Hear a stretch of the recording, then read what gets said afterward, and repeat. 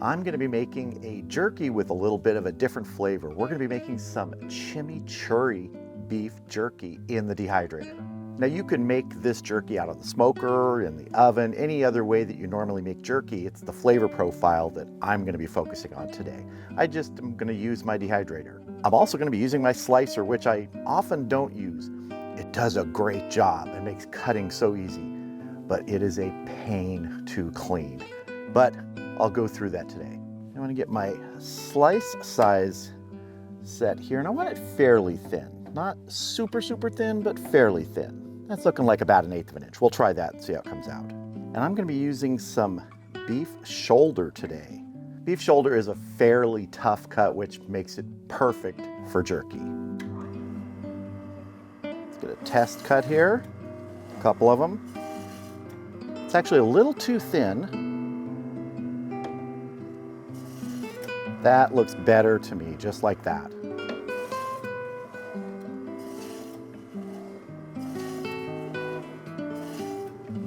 This is about 2 pounds, maybe a little more. At the end there, you're just not gonna be able to get it any thinner.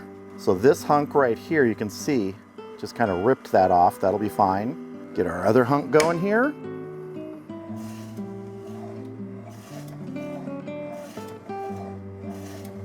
So I have my meat in my jerky marinating container. I'm gonna pop that in the refrigerator, clean this up, and then we're gonna move on to making our marinade. We're gonna start getting our marinade ready now, but I just wanna point out something. If you do get a slicer, if you've never had one, get cut-resistant gloves. For me, this is not so much when you're slicing because you have those holders that keep the meat going and keep your hands away from it. This is for when you are cleaning it. I have this on, I have one of these on, and I'm holding it and scrubbing it and cleaning it because that blade on a slicer can be very sharp. So if you get a slicer, get a cut-resistant glove. Now this marinade is really thick. It's more like a paste, and we're starting with 6 tablespoons of minced garlic. That's probably 8 to 10 cloves of garlic that have been minced. 1 tablespoon of brown sugar, 1 teaspoon of a coarsely ground black pepper, 2 teaspoons of kosher salt, 1 teaspoon of red pepper flakes. If you don't want any heat, you can just leave that out. 1 cup of fresh cilantro that's been chopped up pretty good. 1 cup of fresh parsley that's been chopped up pretty good. Maybe it's not a full dice. 2 tablespoons of lime juice. 2 tablespoons of red wine vinegar. And about 1/4 cup of olive oil. Let me just start mixing it and see how we're doing here. And our meat is going to sit in this overnight. We're gonna rub it really good in there, get everybody coated. Let's take a little taste here and just see how it is as a beef jerky marinade. That's gonna be good. Let's get this on our beef. All right, I have my beef in my marinating container here. Let's get our marinade in there. And I think I mentioned I was gonna cut some of those bigger pieces smaller. I forgot. We're just gonna have a couple big pieces of jerky in there. And mix everybody together. Get everybody coated in this chimichurri seasoning. I mean, look at that.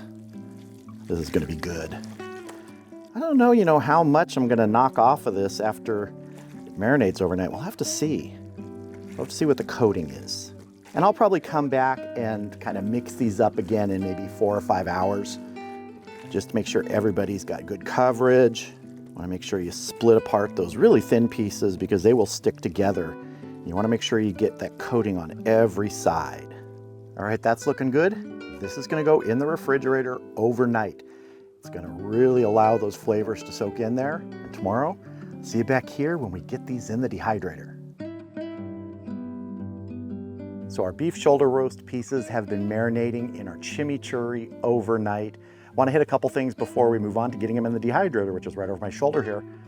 First, when I was slicing yesterday, you probably noticed it was pretty floppy and it wasn't kind of coming out neatly. What you want to do is semi-freeze the meat. Pop it in the freezer for about an hour or so till it's firm but not solidly frozen. What I had done is that was actually frozen and I was thawing it to get it to the right spot, overshot it so it wasn't frozen enough. So if you're going to do it, make sure you get it to that semi-frozen state. The other thing is, I always mention when I'm making jerky is, I don't make my jerky for preservation. It's gonna go in the refrigerator because I don't like to dry it out so it's super dry. I like to have a little bit of moisture in there. I like both kinds, but when I'm making it, it's not for preservation, goes in the refrigerator. It's gone within 4 or 5 days. People in my house just gobble it up. So let's get started. I've got my rack here. I've got several racks. Just gonna get the pieces out here and see if I wanna dry them off anymore, but no, they look good. Because this is not a soupy marinade that the beef swims in, there's not as much of that dripping off, so this is gonna be great. Some pieces are gonna be big, some are gonna be small. This is one of those thicker pieces from the end, if you remember. And I don't know how many actual racks I'm gonna need today.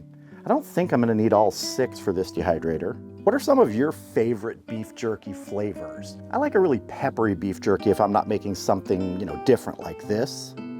Put another rack right on top here. I think we'll probably end up with 3 or 4 racks here. Now my dehydrator is gonna be set at 160 degrees. That's just a temp I like to do it at. Some people like to go lower on that. I like that 160. And we're gonna be going probably 4 to 6 hours to get it to the doneness that I like. We'll check it at 4 hours. One of the reasons I love making beef jerky, other than the fact it's like my favorite all-time snack, I would just die to have this when I was a kid, but you didn't make your own jerky. You had to buy it at the store. It was expensive. Not as expensive as it is now. I mean, jerky prices for years, way before any price increases on anything else, have just been insane.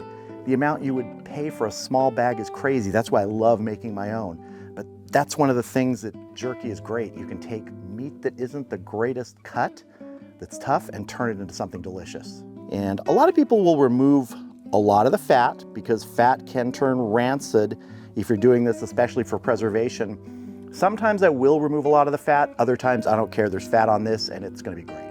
But that's a personal decision for you. And the smell of this is great. Rack up here.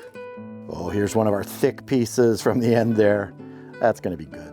That'll be a quick snack piece once this is done. It won't be that jerkified thinner slices. And if your pieces touch, don't worry about it. There will be some shrinkage here. For you Seinfeld fans, yeah, I said shrinkage. You can stop laughing now. Oh, this is gonna be good. Get rack number 4 on here. Is that 4? Yeah, that's 4. Are we gonna fit everything on just 4? Now, if you're new to my channel, which a lot of people are, most of my viewers, about 75% come from non-subscribers. And if you kind of like the way I cook and like the things I make, go ahead and hit subscribe. It really does help my channel and I appreciate it. I just like to cook for fun. I like to enjoy what I'm doing. I like to enjoy what I'm making. I don't like it to be stressful. I like to find a way to make it be non-stressful. Because cooking should be fun. Oh, I think we're gonna make it onto 4. Get our last few little pieces on here. I think we're good there. All right, this is looking great. It's smelling great. Let's get it in the dehydrator.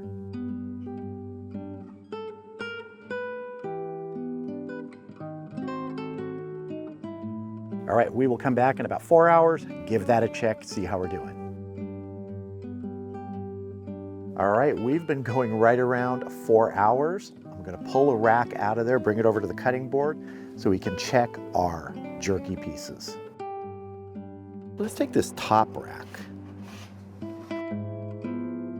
So let's see, let's just take this piece here and see how it's doing. This is kind of a long, thin one. Now what I like to do with these is bend them and see how kind of the fibers in the meat react. That's looking pretty good. You see how it's not snapping, but it seems like the fibers are tearing? That's pretty good, that's pretty close. Just by feel and by kind of the experience, I've made jerky a lot of different times in a lot of different ways. I think this needs about another hour, so we're gonna pop it back in and we'll come back at the 5-hour mark and give it a check.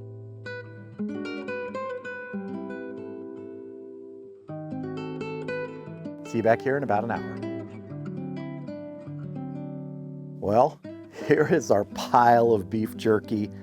I pulled it right at 5 hours, and I gotta say, I like beef jerky that's a little thicker than this usually. This is pretty thin using the slicer. When I hand slice, it's more like 1/8 to 1/4 inch. But there is something to be said about nice, thin jerky. It just tears like that without completely snapping. This is gonna be good, and it smells great, that chimichurri scent. Oh, I'm gonna break a piece in half here. Go for a taste. I probably mentioned it before, but one of the things I love about jerky is being able to experiment and customize it. I've never done a chimichurri beef jerky before, but after this, I will be making it again.